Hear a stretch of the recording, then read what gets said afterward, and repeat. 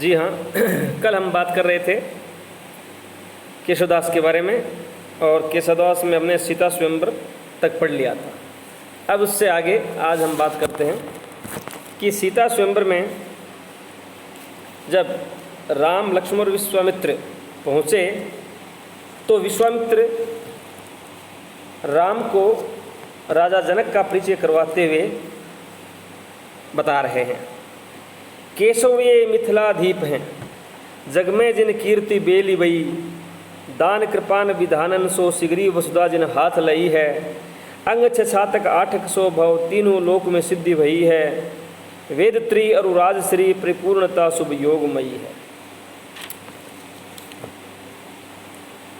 गुरु विश्वामित्र राम और लक्ष्मण का परिचय जरा जनक से करवाते हुए कहते हैं, केशव ये मिथिलाधीप हैं, हे राम ये मिथिला के राजा जनक हैं, जग में जिन कीर्ति बेली बई है, जग में संसार में कीर्ति यश, संसार में जिन्होंने अपने यश की बेल दूर दूर तक फैलाई, अर्थात संसार में इनका यश दूर दूर तक फैला हुआ है।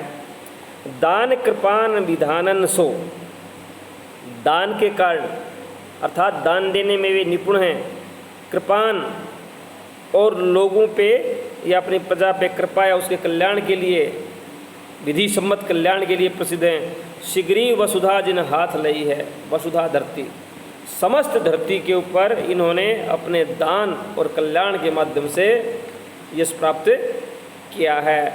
अंग 6 छातक 8 सौ भव, तीनों ही लोक में सिद्धि हुई है, तीनों लोक में, संसार के तीनों लोकों में इनके 6, 7, 8 जितने भी अंग होते हैं उन सब के माध्यम से सिद्धि प्राप्त की गई है।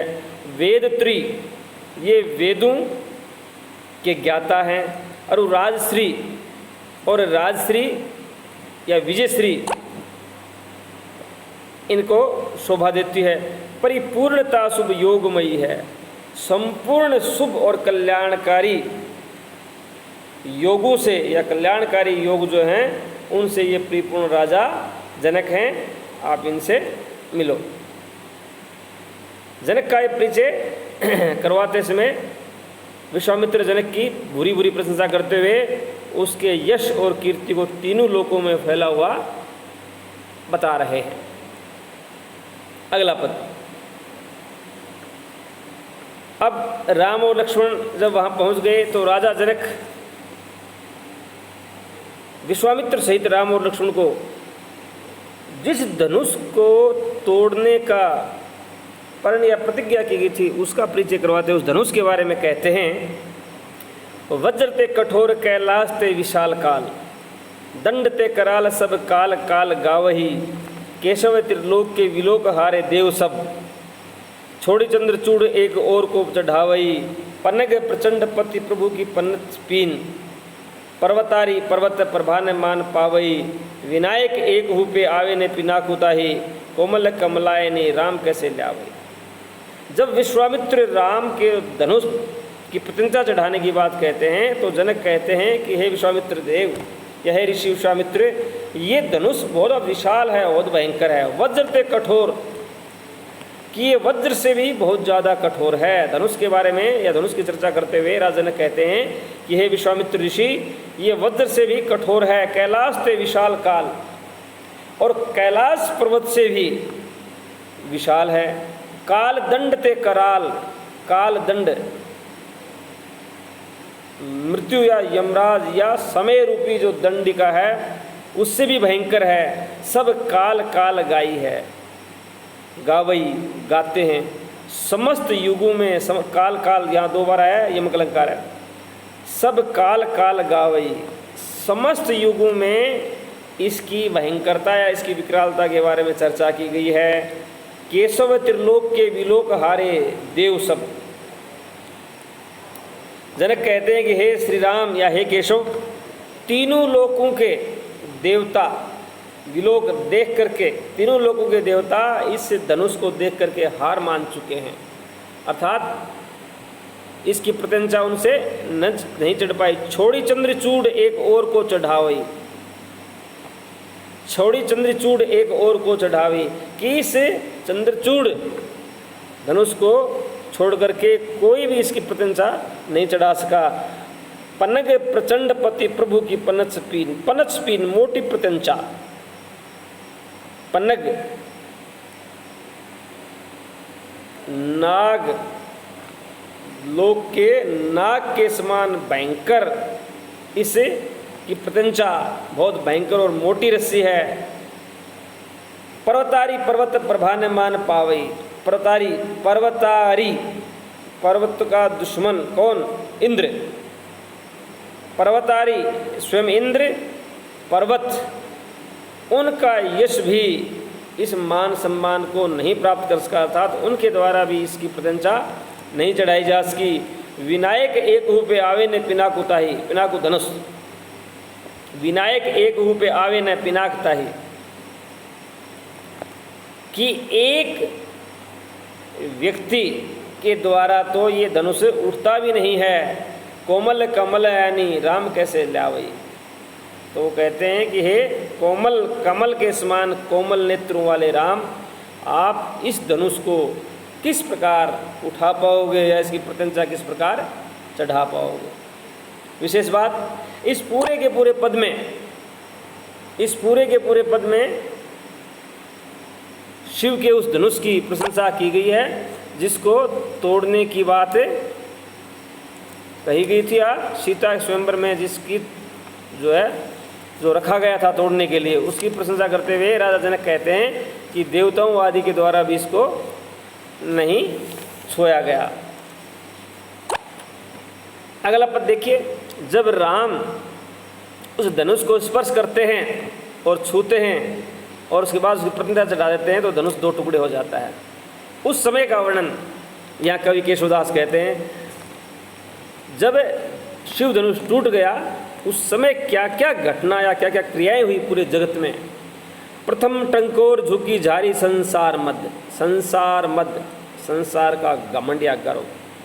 प्रथम टंकोर, प्रत्यंचा पे प्रथम झंकार से झुक करके जब राम ने धनुष को उठाया तो प्रत्यंचा की प्रथम टंकार से झुकी झारी संसार, धनु का अलंकार है, समस्त संसार का घमंड या गर्व दूर हो गया या कर दिया। चंड को दंड रहो मणि नवखंड को। चंड को दंड रहो, प्रचंड भयंकर ध्वनि जो टूटने की थी वह मणि नवखंड को 9 खंडों में, संसार के समस्त खंडों में गूंज उठी। चाली अचला, अचल घाली दिग्पाल बल। चाली अचला, पृथ्वी अचला होती है, पृथ्वी जो हमेशा स्थिर रहती है अचला पृथ्वी के लिए। चाली अचला, पृथ्वी घूमने लगी। अचल घाली दिग्पाल बल, और दिशाओं के जो पालक थे वो भी विचलित हो गए। पाली ऋषिराज के वचन प्रचंड को। ऋषिराज विश्वामित्र के वचन का पालन करते हुए राम ने उस प्रचंड धनुष को प्रत्यंचा चढ़ाई। सोधु दे ईश को बोधु जगदीश को। और राम ने ईश्वर का स्मरण करके,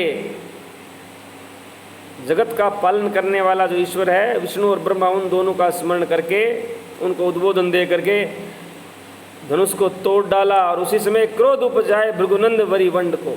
वरिवंड क्रोधी, और उस धनुष के टूटने से क्रोधी भृगुनंद परशुराम, भृगु ऋषि के पुत्र परशुराम जो है उनके अंदर क्रोध उपज गया। क्यों? क्योंकि परशुराम शिव के उपासक थे और शिव का धनुष तोड़ना उनके लिए अपने गुरु की अवहेलना थी। बाधी वर स्वर्ग को साधी अपवर्ग। बाधी वर स्वर्ग को, श्रेष्ठ या अच्छा जो स्वर्ग लोग जिसको बताते हैं उसको भी राम ने बंधन में बांध लिया। साधी अपवर्ग को, और जो निम्न या नीचा वर्ग था उसका भी साधना की। धनुभंग को शब्द गयो भेद ब्रह्मांड को।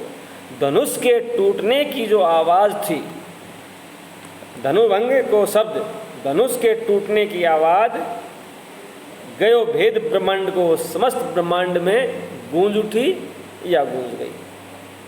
इस प्रकार राम के द्वारा शिव के धनुष को तोड़ने पर इस प्रकार की गर्जना या भयंकर आवाज हुई।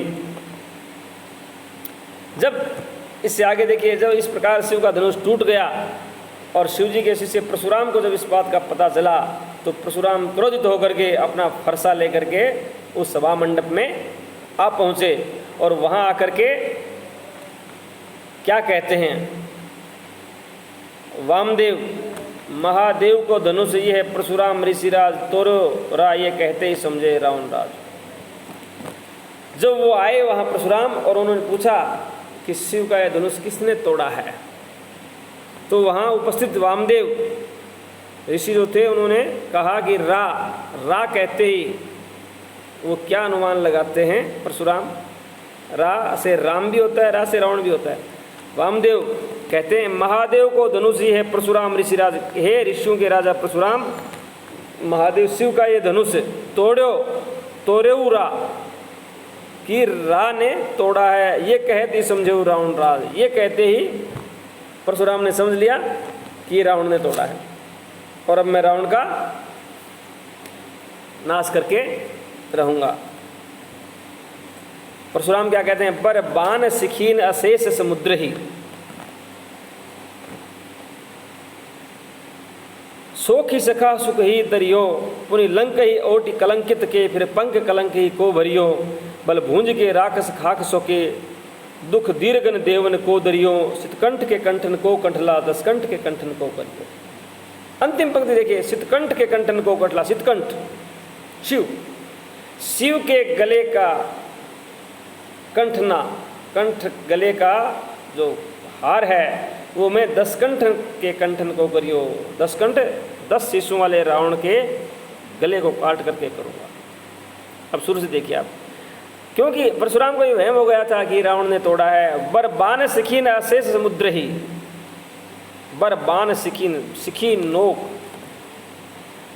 मैं अपने बाणों की नोक से समस्त समुद्र को सुखा दूंगा। सोख ही सखा सुख ही तरियो, और सारे समुद्र को सुखा करके अपने मित्रों का उद्धार करूंगा।